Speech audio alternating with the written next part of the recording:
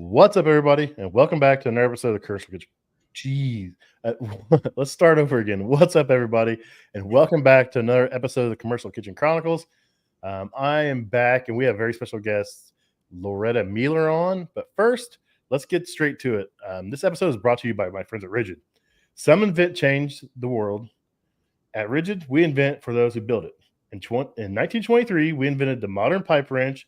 And since then, everything that carries a Rigid name has been designed and crafted for strength, effectiveness, and legacy. We've made it our mission to build for the world's expert tradespeople, those who know the limits of the job and how to exceed them. Those tools are known to be world over as industry-leading products that allow professionals to complete jobs more quickly and reliability. We celebrate our shared dedication to the trades and promise as long as you keep going, we'll keep building the tools of performance for work demands. I butchered that. I'm terrible tonight. So basically, buy Rigid stuff. It's good. Rigid is a great company, man.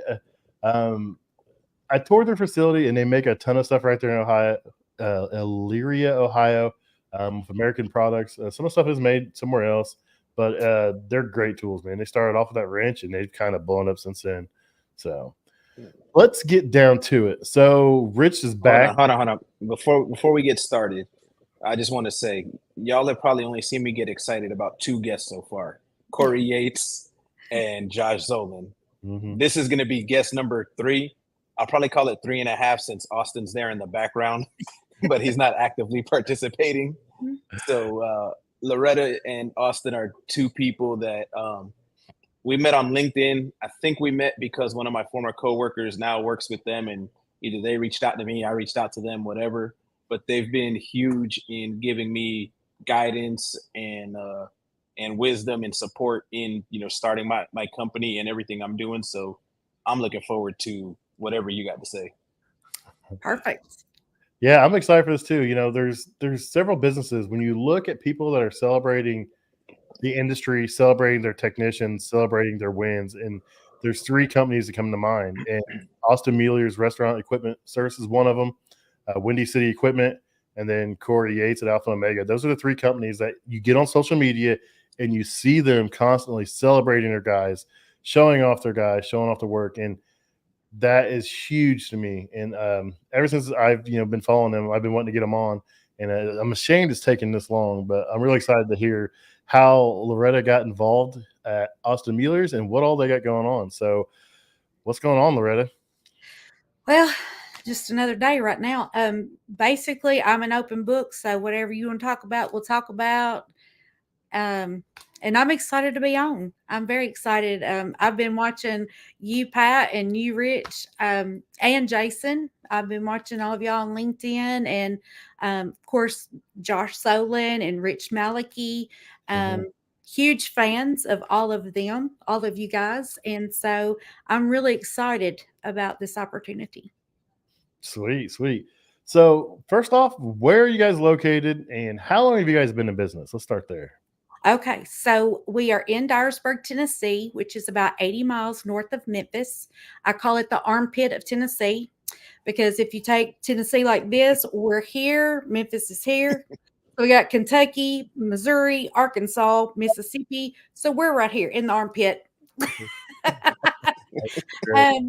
Austin started the business actually in 1997. And it started off just being residential appliances. And just kind of I really feel like I'm leaving so much out just by telling you that, because that's really not how all of it. That's not all of it.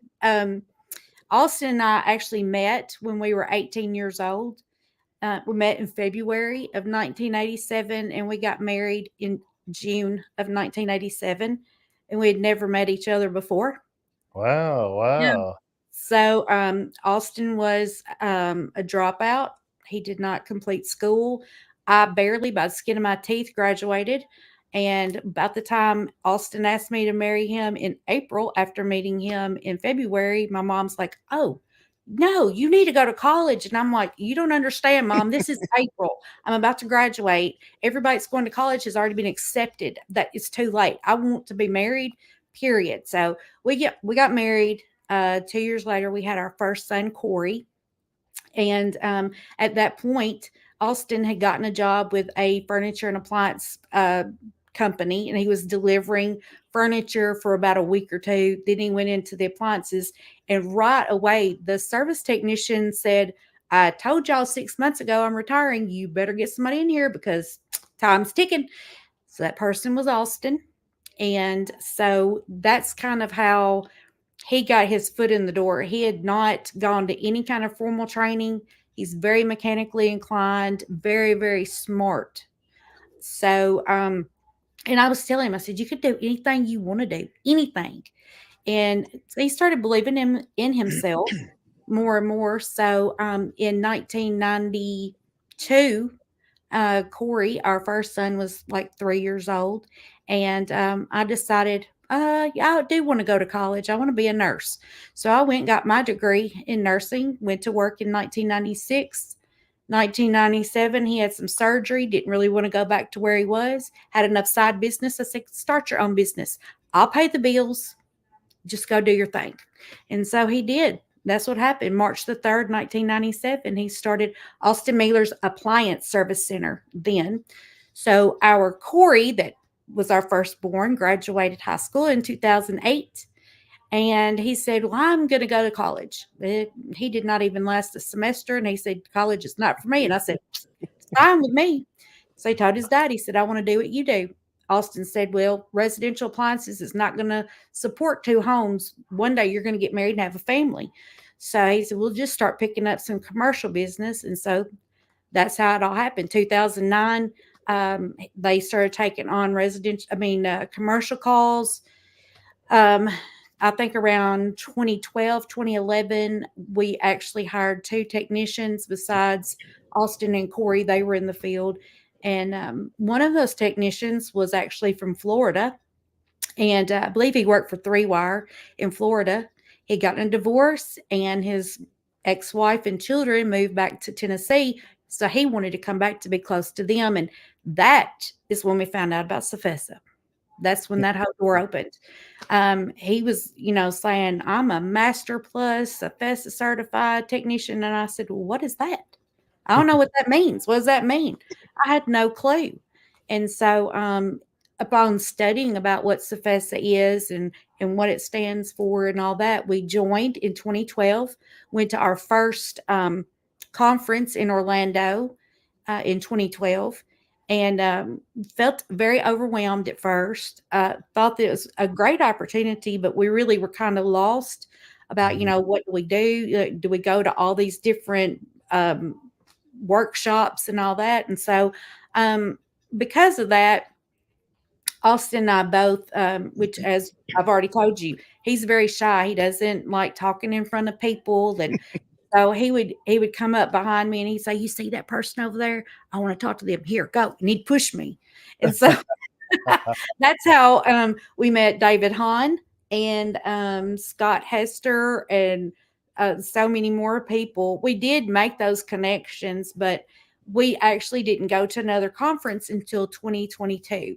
So around 2013, I believe it's whenever we changed the name from Auston Mealer's Appliance Service Center to Auston Mealer's Restaurant Equipment Service, because we dropped all residential. And so I had been working as a nurse, like I said, been working as a nurse all this time. And we really didn't go to another CFESA conference until 2022, I think it was, the one in Nashville. Mm-hmm. And I don't know, there's something about me. Whenever I believe in something, it just gets all over me, and I cannot help it. That's just the way it is. And the only thing really I can liken it to is when Auston and I met, we were going to church, but we really weren't involved in church. We went to church and then left, and everything was left right there. But when we went back to church back in, I don't know when it was anyway. When we went back in, it was, that's fine. When we went back to church, it's like I was all in. So I went to our pastor and our pastor's wife and said, I want to help. I want to work. I want to do. I just got to. I need to do something to help. And so that's kind of how I felt whenever I got to CFESA in 22. I'm like, I really, really want to do something. I want to get involved. So I joined the Education and Training Committee right off the bat. Met Rusty Park there, and he was the ambassador that I talked to just because he was the first one I saw, and had no clue he was on that committee or co-chaired that committee. And I just went ahead and sat at the table. Everybody else sitting up against the wall, and I'm like, I'm not sitting up against the wall. I'm gonna get at the table. I sat at the head of the table, and they started talking about what their meeting was all about, and I start chiming in, and I'm like, I wasn't supposed to do that. I didn't know that. Nobody told me to shut up, but I wasn't supposed to, I was not supposed to participate. But anyway, I joined that, and then Angie Petiti emailed me earlier this year and said, I think you'd be a great ambassador for CFESA. If you're interested in that, I'm going to send you an application. So I said, absolutely. If there is one person that I can help not feel overwhelmed, make them feel welcome, make them feel a part of it, then I want to do that. So that's whenever I started trying to go to all the regional meetings. And so when we were in, last year's conference in San Antonio, the CFESA conference, I had made the statement that I'd really like to run for the board. And I said, I want to be involved. I want to help. And so I was like, if I don't run this year, I definitely want to run next year. Meaning I wasn't sure if I was going to run this year. But I had so many people tell me, you need to run. So I put my name in the hat, and so I prayed. I said, Lord, I'm going to tell you, if I'm going to win the election, then I want to be on the slate. If I'm not going to win, do not let it happen. Just block it. And whenever Heather called me and said, do you accept this nomination? I said, yes, ma'am, I do. And I knew right then I'm going to win. I didn't know who was going to be on there with me, but every person that was on the slate was a great one. They were all great. But I knew that I was going to win. I was very confident in that. And I'm very excited about it. I'm very excited about it. Yeah, we're excited to see you on there and see what you're going to do. There's a great group. We got a good president, vice presidents. It's a great board all around, and I'm excited to see what's going to come about it. So you talked about 2022. You went to that training committee meeting and sat back there and just started asking questions. I remember because I was on the training committee. I was sitting in that one. So I remember that one. And I'm a technician. I mean, I'm not going to lie. That's my thing. I train partly, but I am a technician. I love fixing things, but I also love teaching, and I love showing up what we do. And I remember sitting in there, and I felt out of place, because there's not very many technicians at the conference. Let's just be honest. It's an expense. It's a pretty big expense. There's a lot of stuff there that technicians won't understand. Like I went and sat. When I went, I was walking around, and Heather, she see me walking and there was something going on, she would like grab my arm and drag me in there. Like I went into a finance thing, and I was learning stuff. I was like, you guys probably don't want me to know this because I'm probably making way too much money to be sitting in this and to understand how things work. And I know how much money I make. And I learned a lot of great stuff. And it's not that it's not for the technicians. It's just, it's an expensive thing. There's a lot of stuff going on, a lot of cool things. And there's a lot of money that has to go towards paying for that stuff. But if you ever get a chance, a technician, to go to conference or go to a regional meeting, please go. It is one of the greatest things you can ever do. So. Well, I had talked to Auston whenever we were actually coming back from conference, and I told him, I said, really and truly this year, I want to take, because I don't know that he's going to go to the regional meetings, but I am. And so, and I told him, I said, I want to take some of our technicians and even maybe somebody from the office to the regional meetings. I mean, yeah, you got to pay for the travel there, but the meeting itself is free, and it's only one day. It's not a big deal. And he really liked that idea. And I said, I want our people to understand why I love CFESA so much. And it's very difficult to get that secondhand. But if they get in there and meet the people and hear the things that they offer, I think they'll fall in love with it. Yeah, there's a lot of things that go on that a lot of people don't know about. I mean, And I've said this to multiple people. It's like CFESA does a lot of cool things, and a lot of people don't really know about it. Unfortunately, it's kind of like a little industry secret. And I think we need to do a better job getting it out there. Shortly after the 2022 conference, I left the training committee because I was trying to focus on getting the podcast going. And I had way too much going. It was stressing me out, and I wasn't able to commit what I wanted to commit to the CFESA thing, the training committee. So I actually just rejoined the training committee this month, and I'll be back in November. So I'm excited for that. And seeing people like you and other people that like are on the board is giving me hope that like I want to be a technician on the board. And I don't even know if it's ever happened before. I don't know if they'll let me, but I'm going to try everything I can to get my name up there one day. I don't know how. I think that I definitely think you've got a good shot at it. I mean, I don't know why they would not offer that, let that be something that you can do. I don't know why they wouldn't. It's a goal. I'm going to try it either way. So do it. Like I said, go for it. But, so what am I going to say? Your roles has changed at Auston Mealer's over the years. So when you first started, how long were you being a nurse and working in the office? Did you do that for a while, or did you just get one day the whole time up until when? I hadn't quit yet. You're still a nurse? Well, I do nurse, but it's like I don't get paid for it. Like I am like the nurse for the company. Yeah. And I do volunteer at a pregnancy center here. So I'm like the nurse that does the ultrasound and stuff. I hadn't done that in a while, but I am on that list. They've not needed me. And then I'm a nurse at church. So I've got a whole big old jump bag and everything. So it's like you're a busy person then. Oh, yeah, I am. So what are some of the roles you've had over the years there at Auston Mealer's? All of them. Except for my name's not Auston.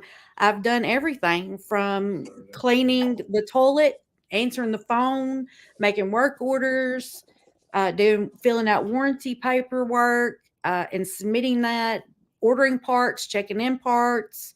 I've done everything. I've even been on the road with Auston and helped him on calls and stuff. So he finally I'm going to tell you the funny story about why he took me out on the road. Because it's a funny story. So I'm answering the phone and Sonic calls and they're saying our fountainette is down. Well, I've already heard fountainette. And I'm like, in my brain, that's never walked inside of a Sonic, in my brain, I'm like, that's where you go and get your drink. That's fountainette. So Auston said, you need to go with me. And I'm like, okay. So we go work at a Sonic and he points out to me, this is the fountainette. It's all the stuff that goes in their blast. Is that right? Yeah. The blast. Sonic blast. Like their ice cream thing. Like put stuff in it. Like Reese's Pieces and M&M's and all. That's a fountainette. And I went, how does that make sense? There is no fountain here. I don't understand. So that was what got it started. But if he had to go work somewhere overnight or something, then I went with him because he would travel like over 2 hours one direction from us. So I would go with him to work and stuff. So I've done everything. I've been HR, hire people, fire people. So I had kind of stepped away from the office a little bit. My last job where I was working at that pregnancy center, I started out as their nurse manager. And I was the nurse manager for about a year. And then I became the CEO of that pregnancy center. And I lost that job in 2017, which was very heartbreaking to me. But nonetheless, God has his ideas on what he wants me to do. And sometimes I get in the way of that. So, 2017, I come back full time to the office. And, in 2021, Auston said, I really need somebody to help me run the business, somebody I trust. It's just too much for me. And I said, I understand. So he reached out to his brother, Jerry, Jerry is a police officer, or was a police officer at the time. And he asked him, he said, "You want to come and help me run it?" And Jerry was like, "Yeah, I will." So right after that, I think Jerry started in like July of 2021. And then my sister actually was the first employee ever. She was the first person that got a paycheck. And so he said, "I really wish," my sister's name's Lena. "I really wish that Lena would come back and help the girl that was the director of operations, help her out, because she says she's far behind and overwhelmed." And so Auston talked to Lena, and in November of 2021, Lena came back. And so that's about the time that the poop hit the fan, and my job changed drastically. So what happened then? Well, the girl that worked, I hired her to kind of become me whenever I went to work at the pregnancy center. And I would not let go of the finance part, like payroll. I still did the payroll. I still done the taxes. I paid all the bills and all that stuff. And I didn't want to relinquish that. And so it came to a point when I became the CEO of the pregnancy center, I couldn't do both. I could not. So I started training her on how to do it. Known her for a long time, and we had developed a very close relationship. And so in that, she started taking over that role. And so I had a very small role at this point in the business. And so she wanted to come get the mail from my house. She wanted to get the mail from the office, and she wanted to go get the mail at the post office. And she became pretty obsessed with that. And so when Lena gets hired to help this girl I'm talking about, she still would not relinquish getting the mail. And so I told her, I said, "I have already told you that I want Lena to go get the mail. You'd make too much money to be running to the post office and to my house. I want you here. I want you working, and let Lena do it." So that's what happened. Well, this girl that I'm talking about started missing a lot of work. And so in doing that, Lena got the mail, and she about had a fit. She opened up a piece of mail from the the Department of Revenue, and said that we owed over $500,000 in sales tax. Ooh, Yeah, I like to fell on the floor. crap. I about fell on the floor. And so I told Lena right then and there, I said, "You get on the phone with everybody, make sure our payroll taxes are paid." And because obviously sales tax haven't been paid, and they'll come after you for sales tax faster than they'll come after you for anything else. Because you get on the phone, make sure payroll taxes are done, the unemployment, make sure all the stuff is done, and investigating all of that. She embezzled a lot of money too. She didn't pay our bills, didn't pay our taxes. It wiped out our entire savings account. I mean, like, we were back to eating bologna sandwiches again. It's like me and him were newlyweds again, just trying to throw all the money we could at this mess that she's made. And I married her in my backyard. I'm a ordained minister, and I actually performed her wedding at my house. Me and Auston were there when her two children were born as grandparents, because when she introduced us to people, she'd say, "This is my other set of parents." And so, yeah, Auston was very devastated. He was so upset, and I was just so mad. I was so mad. I mean, it took me a long time to not be mad. That's heartbreaking. I mean, you wouldn't expect that. I mean, it's terrible. And people have said to me, "Are you still going to be like you like you used to be towards your employees? And I'm like, yeah, I mean, that's my heart. I can't help it. Did my heart get ripped out? Yeah, it did. But that doesn't mean everybody's going to rip out my heart. And I don't know how else to be. And that's what I was getting ready to ask you, because obviously, besides just kind of seeing how you guys are on LinkedIn, I've talked to Dustin, and he's told me, how you guys are. You guys have a huge heart for, your team members, even beyond, work. Like he's told me that you guys have, helped team members that you knew were in need in their personal lives, and you guys, give them a quote, like I call it, a $500 handshake or whatever. Like, you guys really have a heart for your people. And it's hard for people to have that heart that y'all have for people, period. But then especially going through something like that and still having that heart for people. So what is it that keeps y'all, with that heart and that caring, despite being, screwed so bad? The love of God that's shed abroad in our heart. It's the simplest way to put it. Jesus forgives us, and we forgive others, and our prayers can't be answered if we don't do that. So that's why. Wow. Awesome. That's awesome. So, yeah, I mean, I've been asked that question a lot, how are you going to deal with that? Because we didn't publicize. I mean, if you'd have looked on Facebook, you would have never seen anything change. Nothing looked any different. Only if you were in our core group did you know about it. But because I don't want to slander her. Even though I wanted to slam her back then.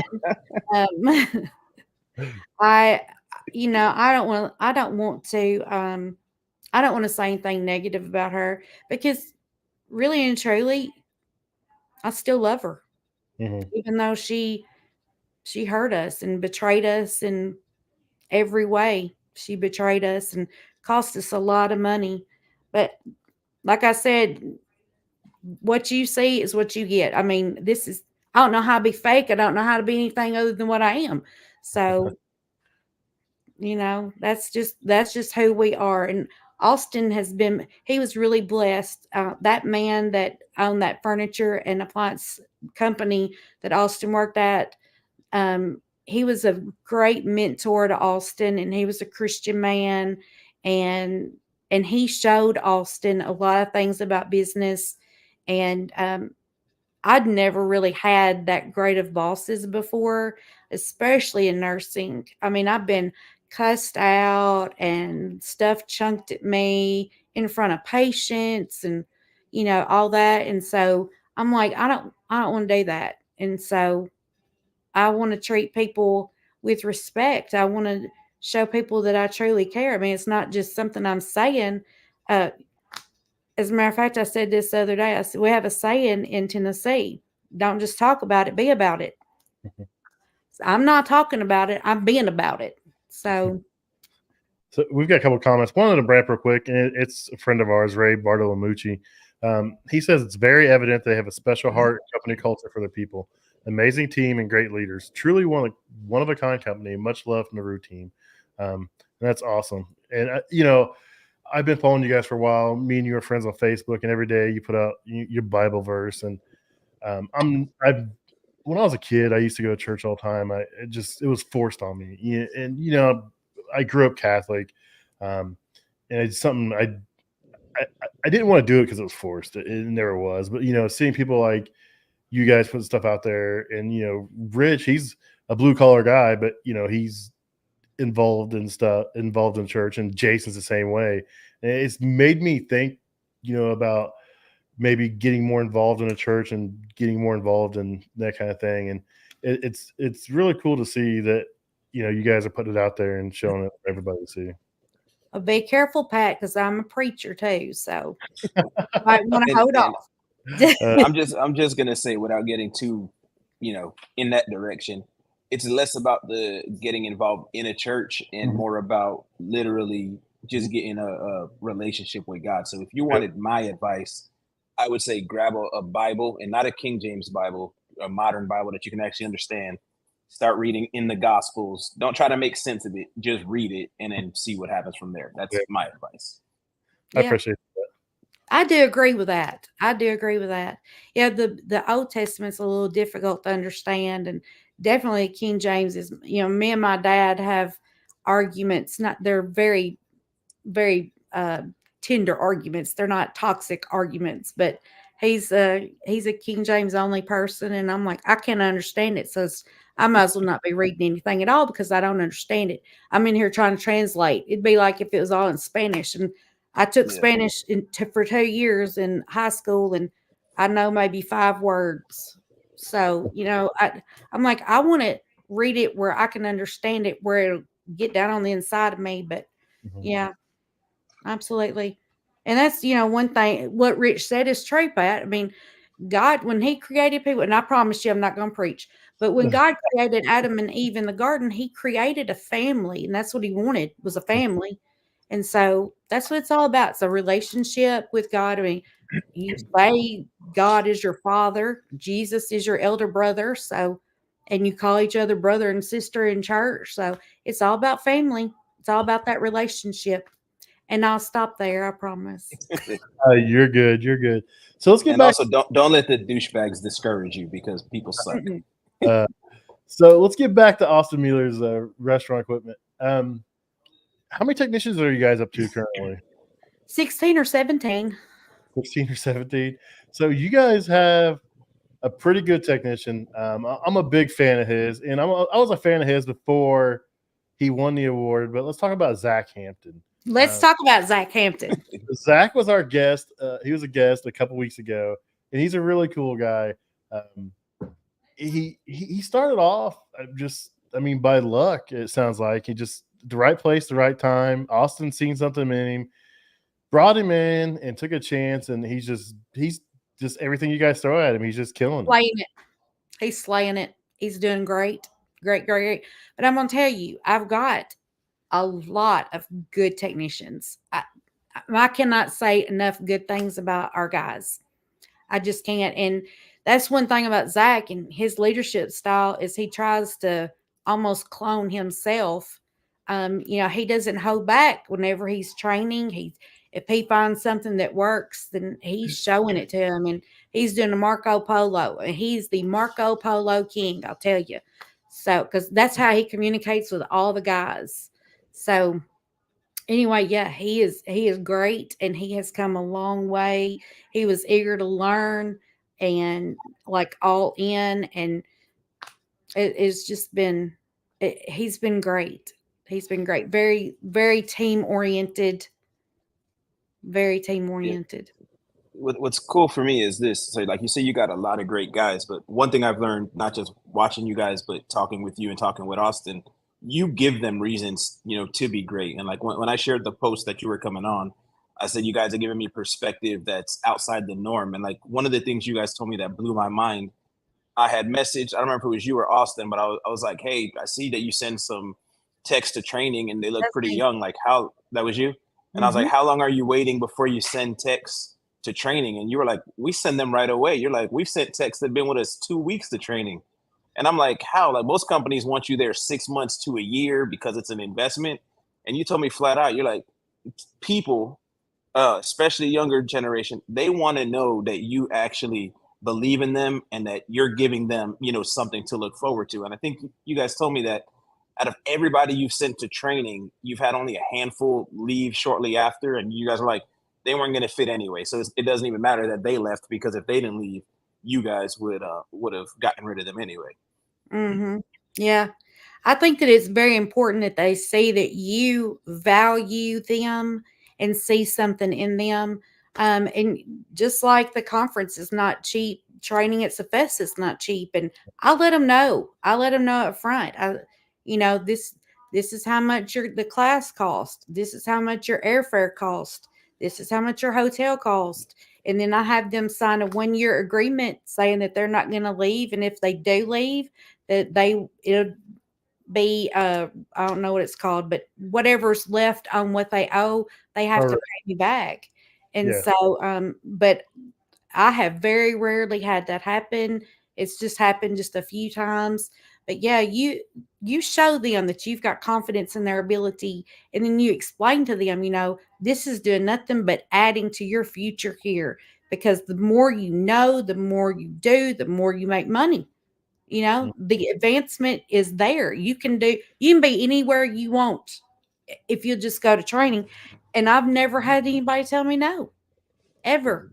So yeah, I mean, I hired 3 guys right out of is McKinsey's Votech or vocational school, whatever y'all call it, technical school.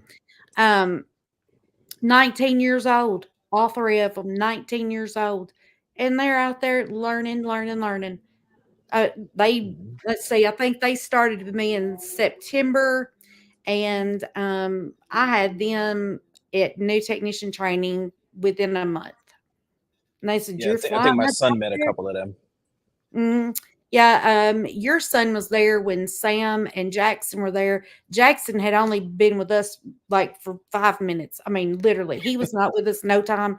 And his eyes got this big around. He goes, "Are you serious?" And I'm like, "Yes, I'm serious." And I told him, I said, "What you're going to do is you're going to go there. I said, you're going to be a sponge. You absorb everything you can, learn as much as you can." I said, "Because when you get back, you're going to be with a universal tech, and you're going to be putting to use what you've learned. You're going to do that for about 6 months. Then I'm going to send you to EGSW." And he's like, "Okay." So yeah, they are all excited about it, all of them. So yeah. That's cool. That's my youngest son's working with me now. Both my boys are here, and I want to get him sent off to some new tech training here soon. I may wait and just send him off to EGSW. His brother did EGSW and learned a lot.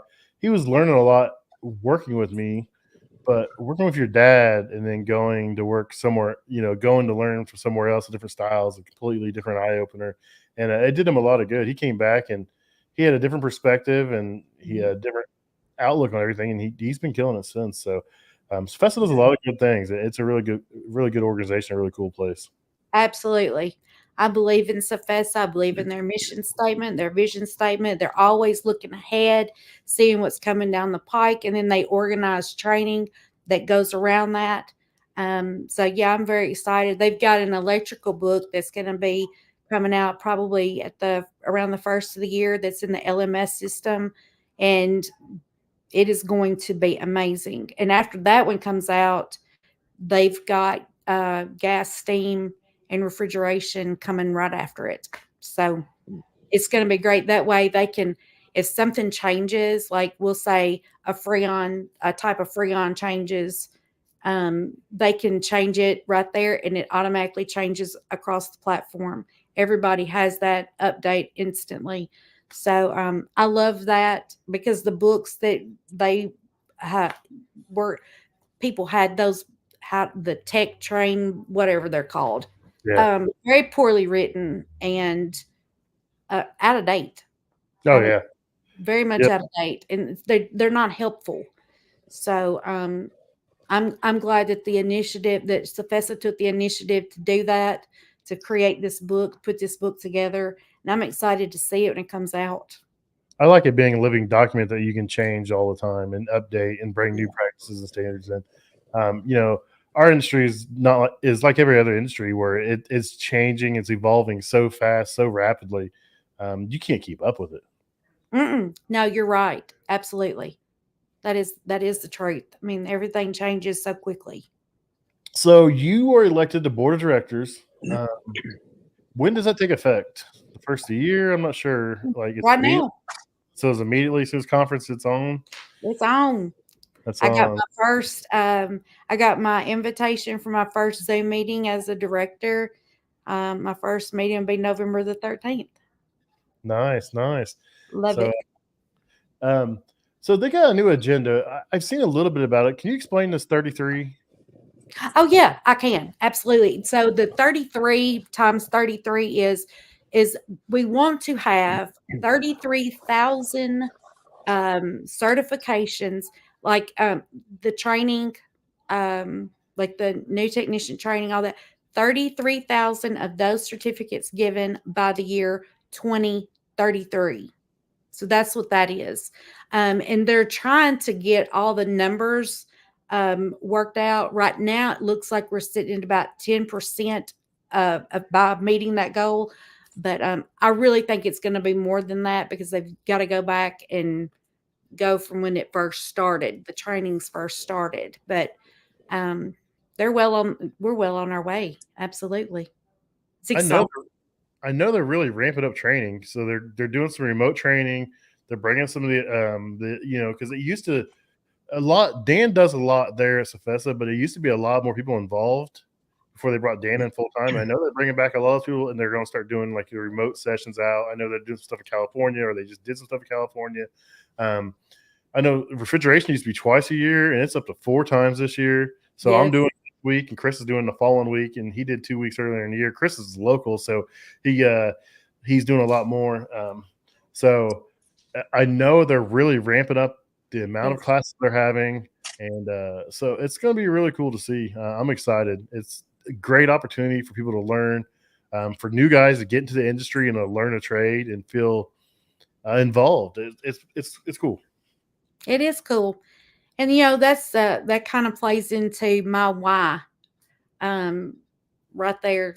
That is a lot of my why. Why am I in this? Why am I in this industry? And why I want to be part of CFESA. And it is because literally you could take someone, even if they're a high school dropout, but if they're mechanically inclined and you train these people, no matter where they are in life, if you train them, you give them the tools and the knowledge to be able to use it, give them the opportunity to use it, the sky's the limit for these people. So like I've got a technician right now that I don't think that his parents or grandparents own their own home. And since working for us and making the money he makes, he bought a house. He's bought 2 new vehicles. He's got married. He's had a baby. He's gone on vacation. And that's my why. I mean, just improving the whole lifestyle of people. And I love it. When I didn't start off industry, I started off as an electrician, and my dad, he did HVAC and kind of worked his way into this. The company he worked for, he actually worked for Jeremy Allen's dad. And they sold, and he didn't want to be a part of Ecolab taking over that and he left and got me his job. And I never thought I'd do this. And if I look back 18 and a half years ago, like what I started off and what I thought of this and where I am now, is like I never could imagine this. But you have to take ownership for yourself too. You can only rely on your employer for so much. You're going to, if you want to be outstanding technician, you're going to do some things on your own. I'm sure Zach does things on his own. I know Rich does things on his own. He started his own company. He's still learning on his own. He's still reaching out. He's building relationships with manufacturers, but he's still doing things on his own.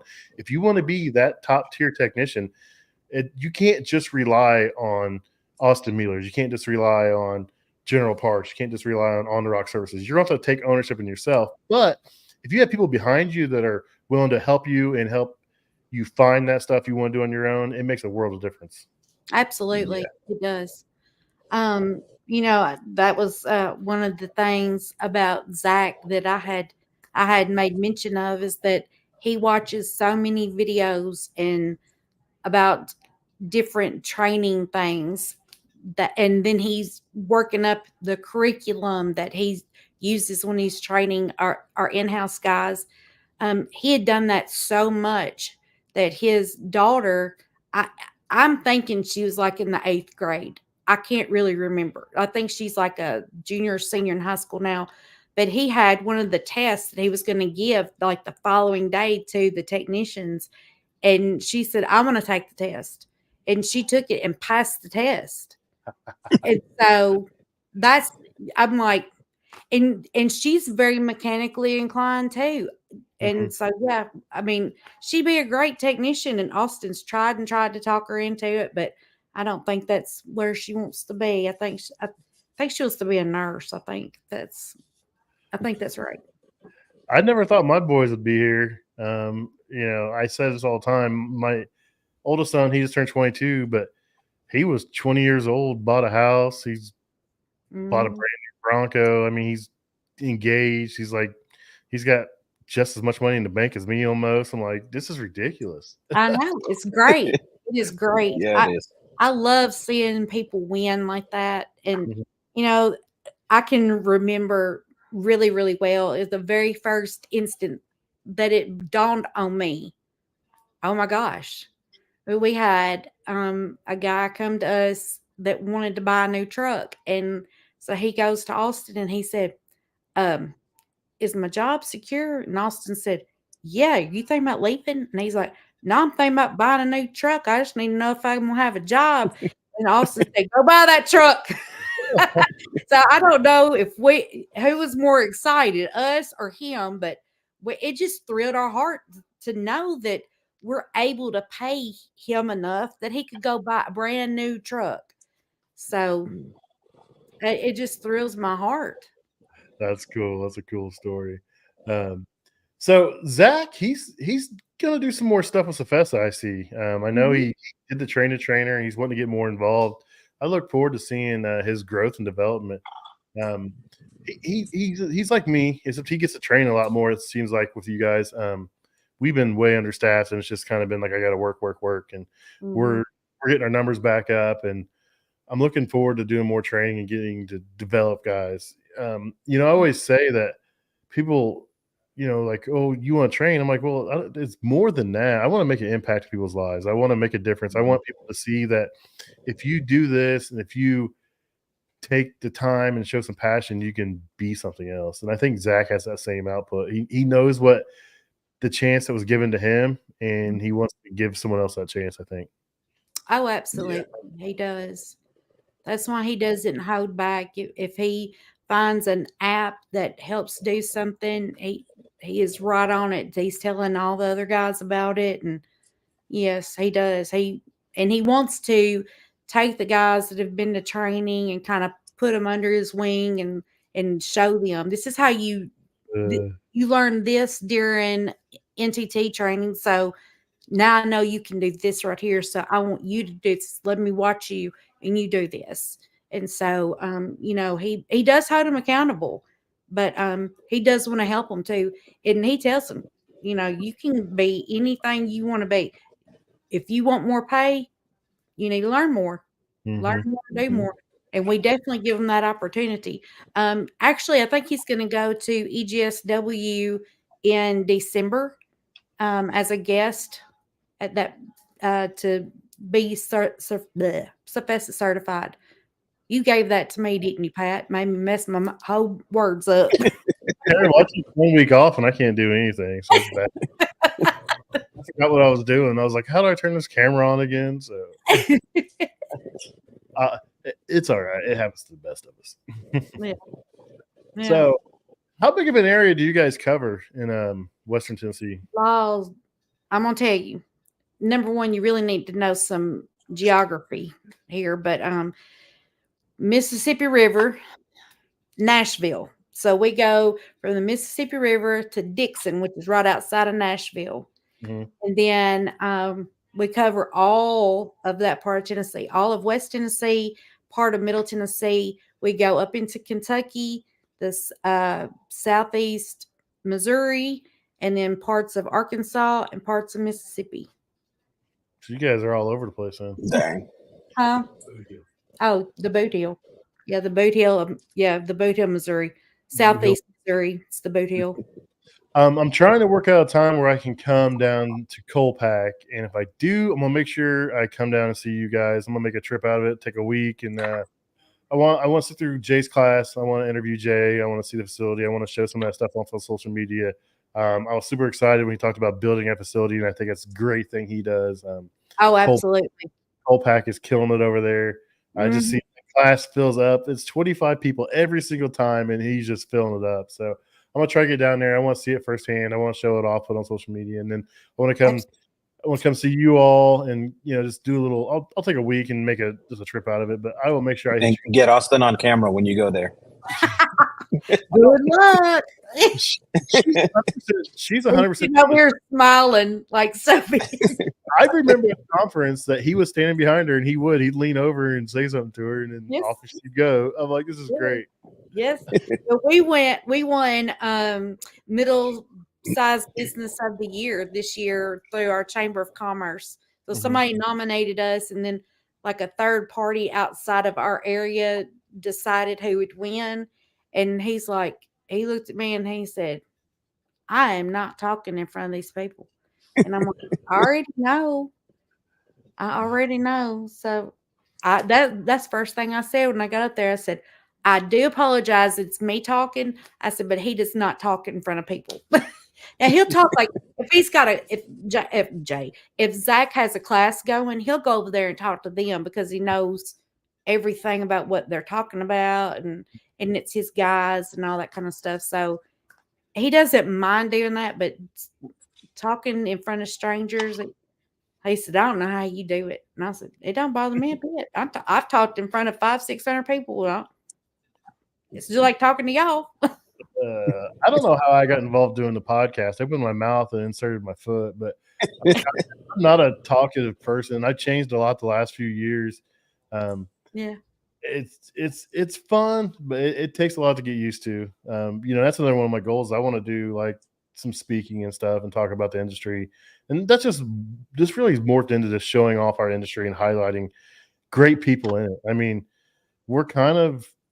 no one knows we exist unless you're in our industry or you know someone that directly does it. Outside the general public, no one has any idea that these restaurants, that stuff breaks. You think about your house. Most of the time, your stuff at the house doesn't break. If it breaks, you just buy a new one. Well, you're not doing that with a $50,000-$60,000 oven or, a walk-in cooler is, if you got to rebuild a walk-in cooler, you're talking $80,000, tearing down the walls. I mean, it's not an easy, and I'm not saying a home appliance, buying a home appliance is an easy thing for people, but it's not like anything like that. So it's a whole nother animal. Yeah, people just don't really realize we exist, and I'm just trying to show us off and grow it. I mean, I've had a lot of people reach out to me like, "Hey, I've decided to leave HVAC and go do this. I was a plumber, or I wanted to do a trade I didn't know what I was going to do, and I started doing this, and I love it." I'm like, those kind of messages make it all worthwhile. Absolutely, and people do need to know what we're doing, and I think there are some things coming down the pike for CFESA to kind of get our industry more in the forefront for people to get, find out, hey, this is something that we can do. I mean, I don't care what happens. You're always going to have some refrigeration. You're always going to have something to cook on or with, and all that. So, I mean, it's not like, COVID couldn't even shut us down. We got busier. It was wild. We got busier. We did too. We grew a lot. Look at Chick-fil-A. Like, they had their biggest boom ever during COVID. Like, it's probably the reason why they're modeled the way they are now, that, double drive-throughs, everybody's outside, hardly ever, you don't see a lot of people inside. You see that line right around the building, and you got your food and now out the door in 5 minutes, and that line was like around the building. I'm like, there's 40 cars here. How do they do this? But I know, right? It's a wild thing. So that's cool. It is. So, I just know that there's always going to be a need for this, for this industry. And so, yeah, I want people to know it. I mean, I think I heard a statistic the other day that for every one person retiring, no, it was for every 5, there was only one person to take their place. And I'm like, that is scary. That is scary.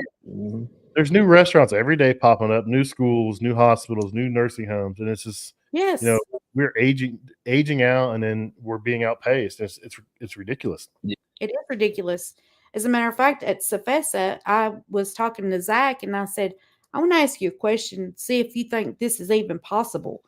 And he said, well, what's that? And I said, do you think it'd be very hard for us to build a curriculum around our industry since it's not offered anywhere? And he said, I don't think that'd be very hard at all. Of course, we'd have to get accredited and all that stuff, but that might be something coming down the pike. So I thought about doing that myself. I thought about because I enjoy training. I was like, man, maybe I ought to just create my own curriculum and just like get accredited and just start teaching it, just making it, seeing what I could do. But I think we should rely on CFESA right now and see what we can build with them and go through them. Absolutely.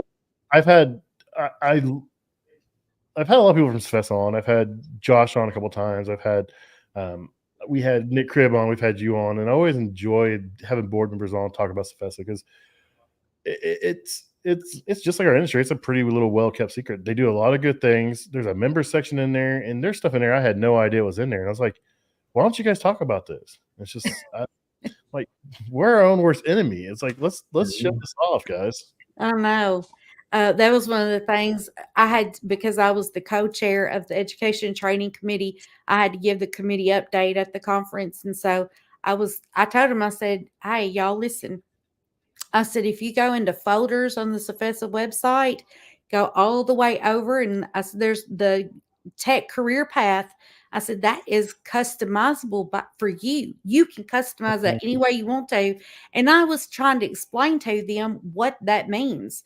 The reason why there is a tech career path. And I said, you've got a technician that's in Oregon that's a CFESA technician, and he's a level 4 or she is a level 4 technician, and they want to come to Tennessee to another CFESA company, and they say, I'm coming from Oregon and I'm a level 4 CFESA technician. I know what I'm getting. I know this person knows how to read a gauge, knows how to put Freon in, knows how to pull a vacuum and all that stuff. So to me, that's important for the continuity of the industry. But anyway, I told them that everything is just a secret. It's really not tried. No one's trying to keep it a secret. It's just not out there. Yeah, that's why I think we could do a better job getting the information out there that we actually have as an organization. When I left the committee, when I had to resign for a little bit, that's what they were working on, was that career path thing. It was big then, and they were really putting in a lot of effort into defining that. And I think the problem is you have these big mega companies like I work for, and then you have smaller companies like you guys, and our career path is different than your career path, but we still need to set a standard that this is what, like you said, level 4 or level 3 or a master tech, this is what they should be able to do. And that was the part that, everybody could agree on. But now how do we get those technicians to that level is the thing I think everyone was splitting hairs on. Right. Yeah. I definitely think that going to all the trainings at CFESA is number one. Of course, that's my goal. That's my passion. I'm a believer, and there's nobody that can convince me otherwise. I just believe in it. I will spend the money. I will send the people, and then everybody wins. CFESA wins. My person that I've sent wins. Our business wins. So our customer wins. So it's a win all the way around. So that is my goal, is I want everybody to go, and I want people in the office to be able to go. And that's one of the things I said in the Education and Training Committee is I know that there is a lot of training the majority of the training is actually focused on the technician, but there's also an office that has to know what they're doing. They need some training too. I mean, it's the same logistics across the board for a person that's dispatching.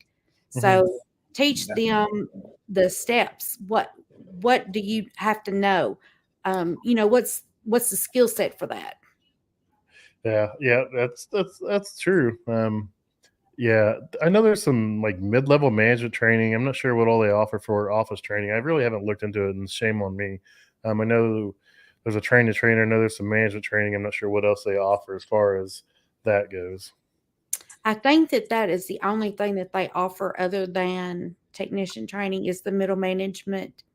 And actually, we sent Zach and my sister Lena and Austin's brother Jerry. We sent them to that training. So that's cool. I'm gonna send our son Corey to that training next year. Oh yeah, Haley went too. My dispatcher went. I sent her this year back in January. So I'm going to send Corey next year to that training. So EC to Fix, he asked if he said he recently asked Robert Parrish if he had any plans to update the electrical tech training manual. He said no. I wonder if CFESA does. We were talking about that earlier, and she actually brought up that they're rewriting a electrical manual, and it's going to be a live document that when they update, it's going to force that out. So, yeah, you may have missed that part, EC.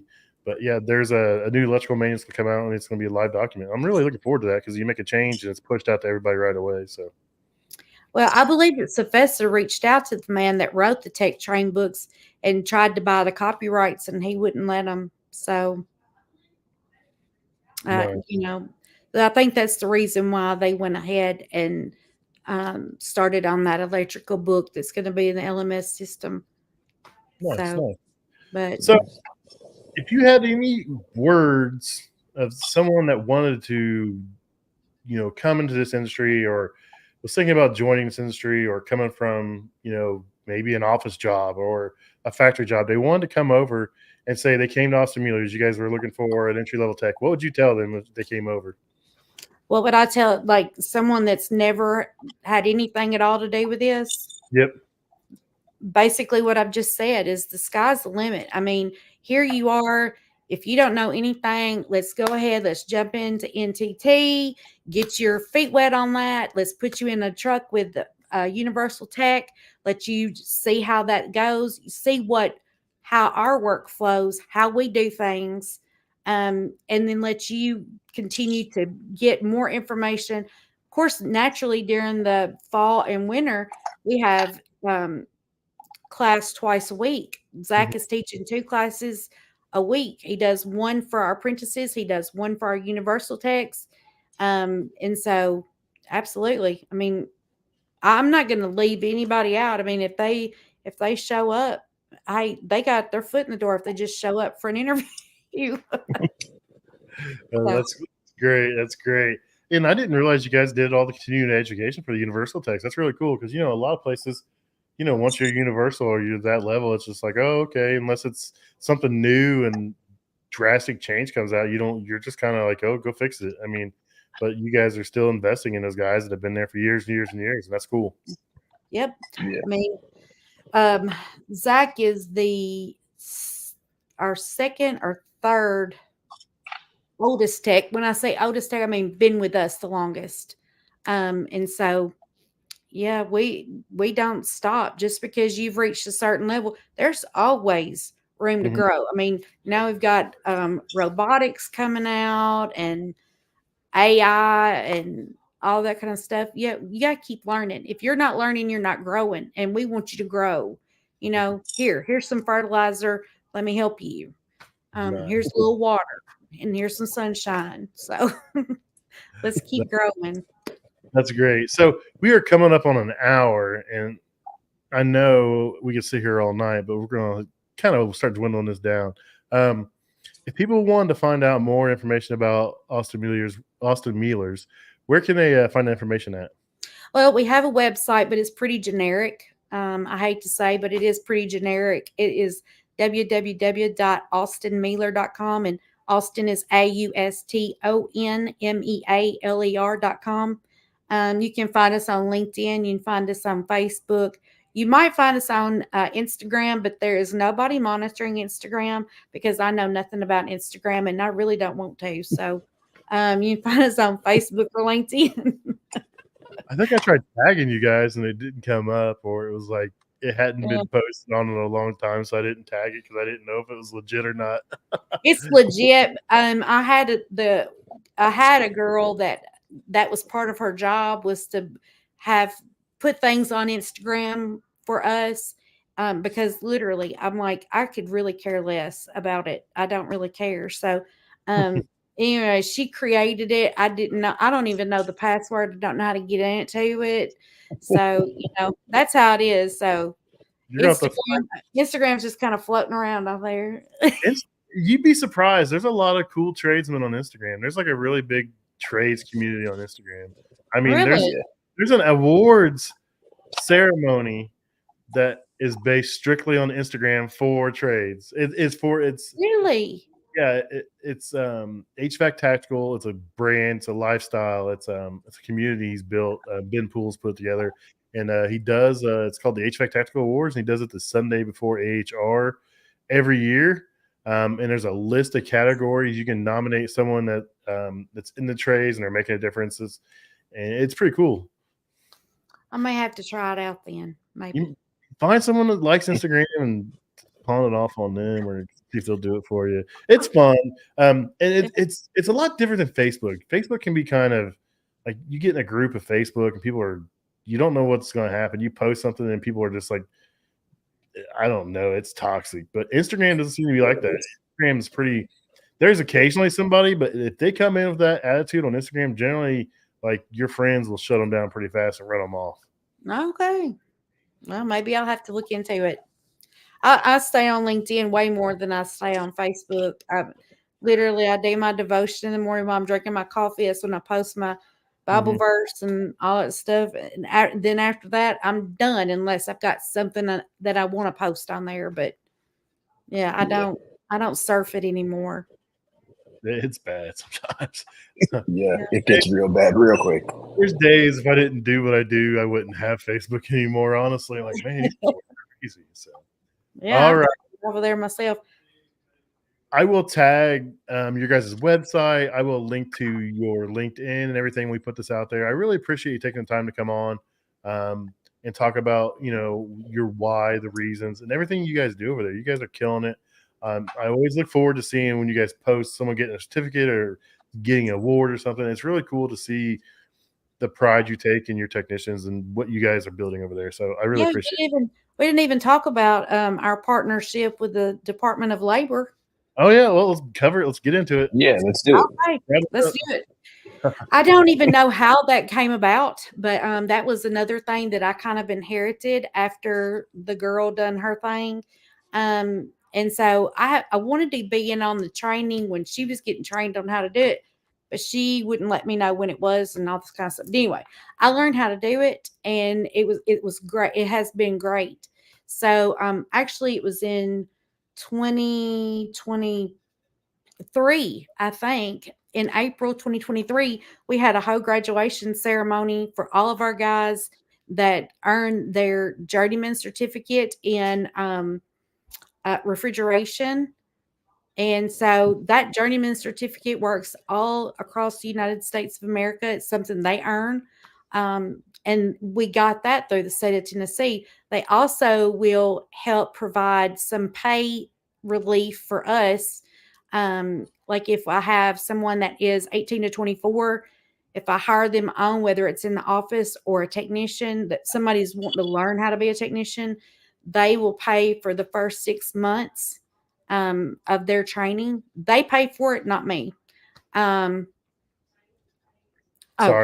It's okay. I was like, what is that? I plugged my arm across the mouse pad and it clicked it. But so anyway, they pay for the first 6 months of their training with us. And at that point, if we want to hire them on, we have that option. But if we don't want to, then they can go their own separate way. And then we have OJT, and they pay a percentage of the first 320 hours that they work.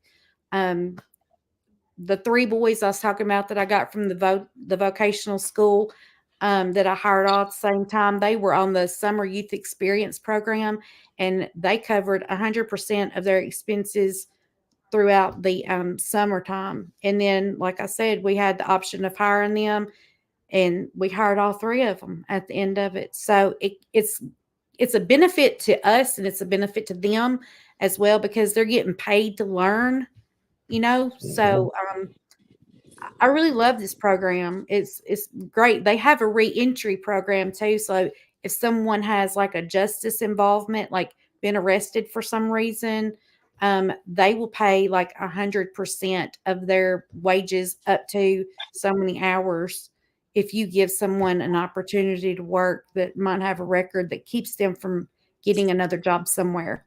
So I'm very, very happy with that. I mean, that's like a little hidden treasure. Again, I don't know how we come across it, but I'm going to say it was a divine connection somewhere, somehow. Oh, you found it? Auston said he found it. Is that in every state, or is that just a Tennessee thing? I'm going to say it's in every state because the Tennessee Department of Labor is, of course, working directly with the United States Department of Labor. Their certificate says United States Department of Labor. It doesn't say Tennessee. So I'm going to say it's every state must have that. They may not have that exact program, but I think they'll have something that would be comparable to. That's cool. I'll have to check that out. Yeah, interesting.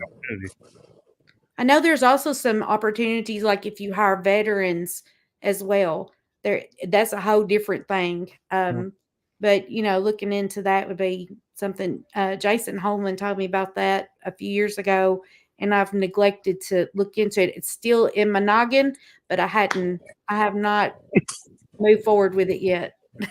So, anyway, that's cool. That's a pretty cool program because that helps offset. And you're running a business, and training is a huge financial, I don't want to say burden, but it's a huge financial risk you're taking because what if it doesn't work out, or what if, something happens, who knows what's going to happen. It's a huge risk you're taking, but that little bit of assistance makes it a little easier for you guys to invest and take that chance with somebody. Absolutely. Sweet. I did not get to reply to, was it Ray that said something earlier? Yeah, it was Ray Bartolomucci. Okay. Let me see if I can find it. I can bring it back up. That's Ray right there. Right. Yes. Much love to Ray and David and all the Roo team. I love those guys. They are amazing. They're awesome. And I do. I love them. Thank you, Ray. They are great guys. Yeah. Run repairs? Huh? You guys run repairs or?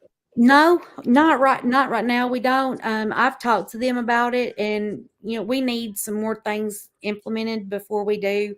So I am on the advisory board for them, but I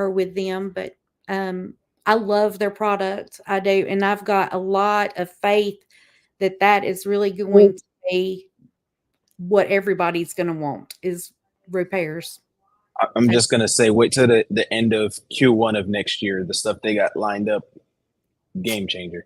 I've heard a little bit about it. So I'm excited. We're going to have to bring them back on and have them talk about it then, Rich. You can't just, you can't just be saying that. So if it gets closer to time, we're going to have to get Ray, maybe his brother on too, and talk about it. Yeah. They're really good guys. I met them at Conference 2022, and we've been friends ever since. And they didn't know me from anybody. They just knew I was a technician. Like, hey, look at this. What do you think? I was like, this is actually, pretty cool. I was like, I like this. It flows easy. I can log in. I can jump around. I was like, this is so much more intuitive. And,